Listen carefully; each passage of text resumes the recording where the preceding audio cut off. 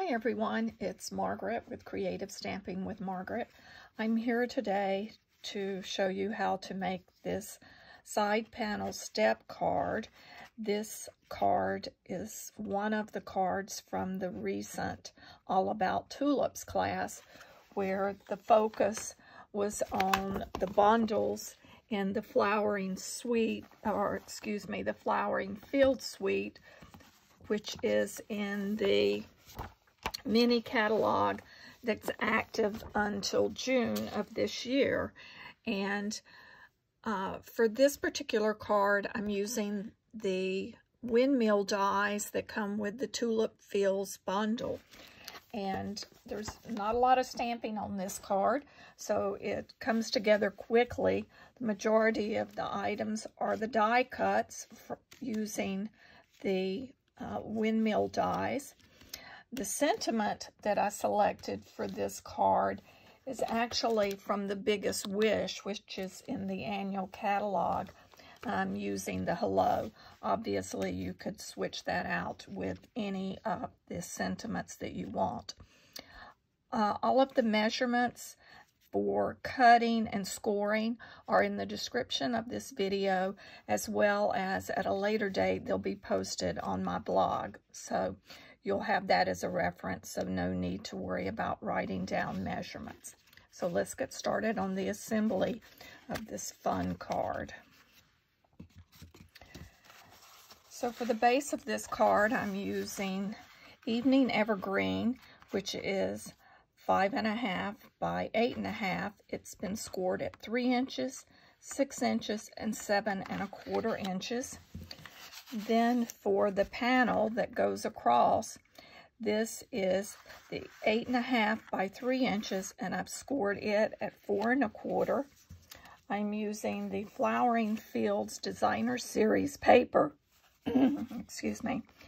And I selected the print that has a lot of the Mango Melody colors in it. And one panel is 5.25 by 2.75, and then 5.25 by 1 inch. For the interior of the card, as you see, when you open this card, there's the interior panel for you to write on. This is our basic white, and that's 5.25 by 2.75. And then we have our panel that we will attach to the front, where we add the windmill, and that piece is 4 inches by 2.75. You'll also need, now this is optional, but you will need some Mango Melody cardstock, and I cut the run of small tulips. Now this is not in the Windmill die. This comes from the Tulips die, as you see this piece, and you would lay it down and cut. As I said, that's totally optional. The Windmill Fields does have a small line of tulips if you just wanted to do that, or you could cut the gate and place it behind the windmill on the front of the card, or run it through on the basic white on the inside. That is totally optional, and whatever you want to do. I will make a note, these Windmill dies, they do come with the stamp set, but you could literally use just the dies themselves without the stamp set if you wanted. But it's always a good idea to get a bundle so that you have all of the pieces necessary. Then we're also using early Espresso to cut the blades of the windmill. I'm using soft suede as the base of the windmill. I'm using crumb cake for the slatted part front of the windmill. And then a piece of basic white that I've cut using the circle die to stamp our sentiment. And I'm using Evening Evergreen ink for for our stamping. Let's go ahead and get the stamping done out of the way, since there is only one item to stamp.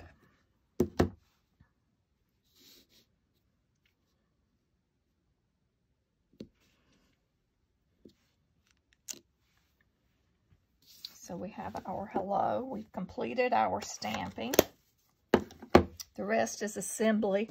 One thing that you'll also need, look at that. I already have ink on my hand. One stamp and I still get the ink on my hand. We're also using the round and square brads embellishments that are in the catalog. And I'm using just the small circular black brad. You'll also need some type of a piercing tool when we assemble the windmill, so that you can easily push that brad all the way through. Two of the items, the two top layers, are pre-cut, but the base of the windmill does not have a hole in it. So now we're going to take our bone folder and we're going to start folding our card. We'll fold that first 3-inch piece back to form the major base, and then fold the smaller panel that has the 1 1/4 inch score at the 7 1/4. We're going to create a mountain valley. So you just fold that back so that after you have it folded, this is what it looks like from the side. So we have our mountain, and then our valley, mountain, and then down for the valley. So now we can add the designer series paper to the front of our card. And of course, it's almost self-explanatory looking at the panels where they will fit.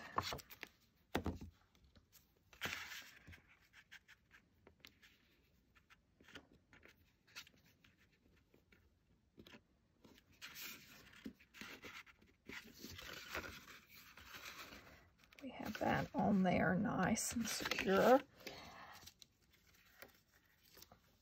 Next, we will add this smaller piece to the front.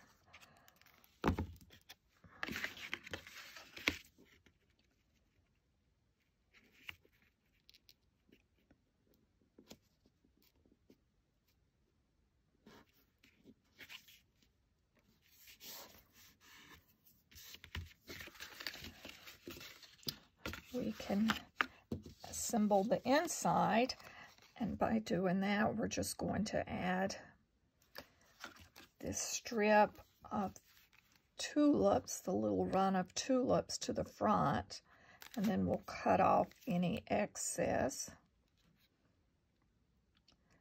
And with this multi-purpose liquid adhesive, it just takes very little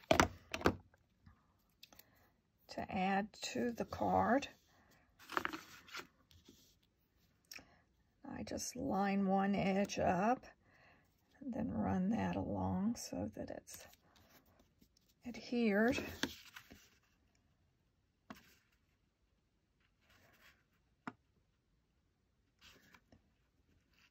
Slide that so it's all the way to the edge.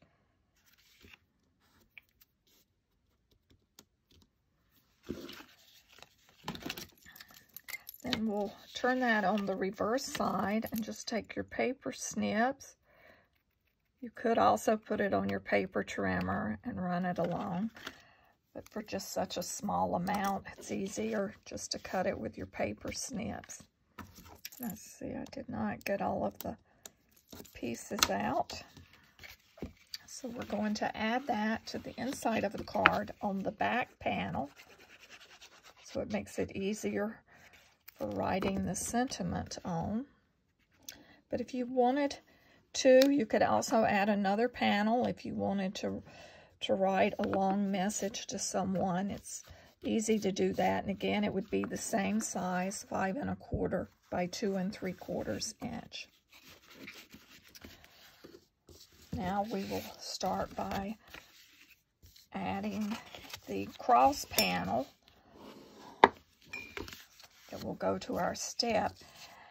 And as you notice on my sample card, I've also carried that theme through with the Mango Melody.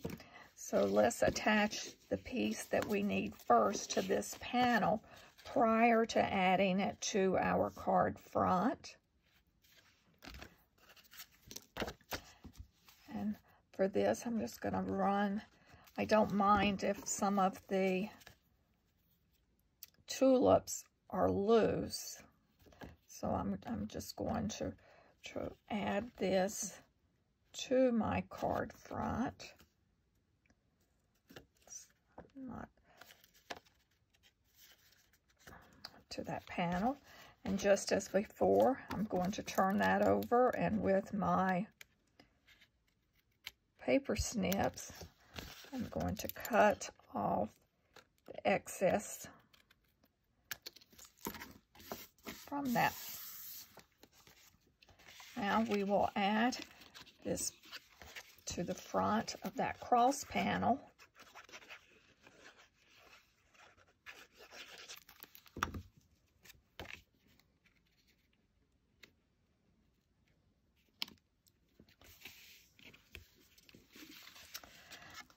Now, the way that I found it easiest to add this panel to the card is to start on the reverse side. So I determined roughly where I wanted this to be, and I picked, I would say that's roughly 3/4 of an inch over. I'm going to make sure there's room for my sentiment. So that's roughly 1/2 to 3/4 of an inch. And then in that area is where I added the adhesive. I found it easier to add the adhesive to the larger panel there. And then if I needed to add more, I could, which is what I am doing here. I'm going to push it up and put it out on the side.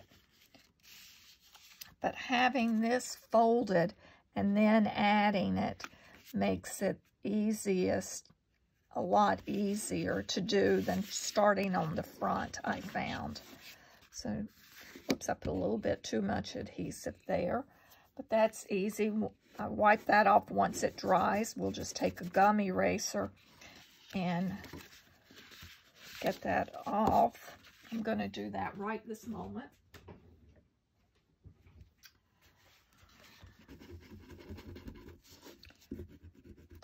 These little gum erasers are great. Stampin' Up! Used to sell them, but they decided to remove them from their inventory.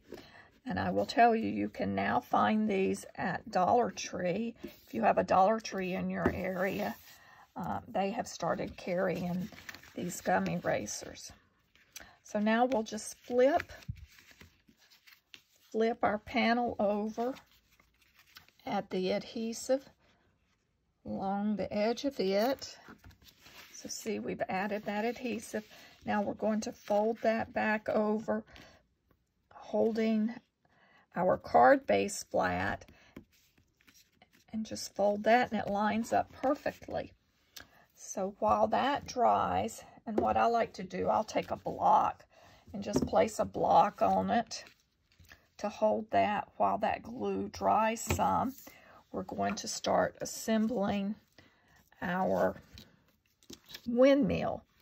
So you'll just take and add some liquid adhesive on the larger areas of the windmill and just little points along the way. You could use the fine tip glue pen. You could also use the adhesive paper and place it on the back when you cut. But I found this worked just as well.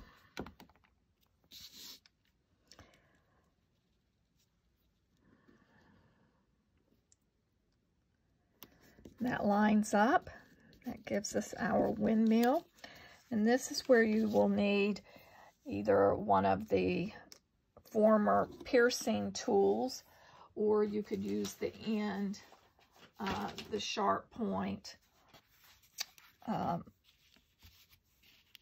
any type of sharp point item to pierce through.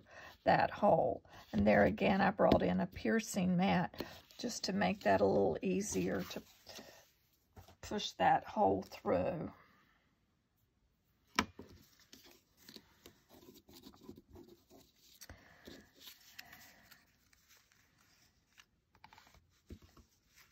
We'll feed the brad through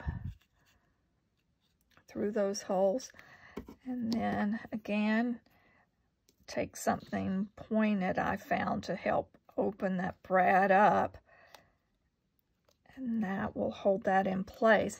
Now to lock that in place, it will still be operative, but so that this did not show on the back of my card, I just sort of bent those down.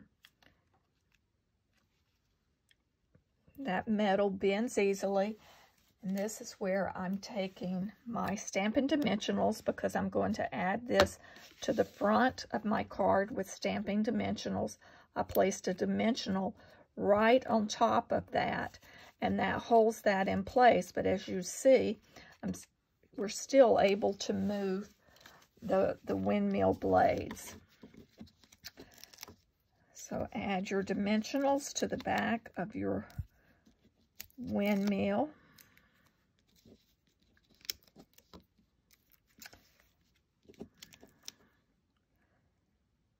And I added a few extra because since it's an operative windmill, I thought someone may turn it occasionally, particularly if they have young ones in their house. And so I wanted the windmill to stay on the card front. So then I'm just lining up. You can place that anywhere you would like. I am trying to ensure that the blades will stay. They'll need to be put as such when you enter them. Place it in your envelope. I'm going to move this over just a touch. Center that on that. Okay. So now there is the windmill. Last but not least is our sentiment. There again, I used dimensionals on the back of it. You could just keep that flat. That's your option. But as you see, this card comes together quite quickly. And it's a lot of fun. Making these windmills is lots of fun. Hope you've enjoyed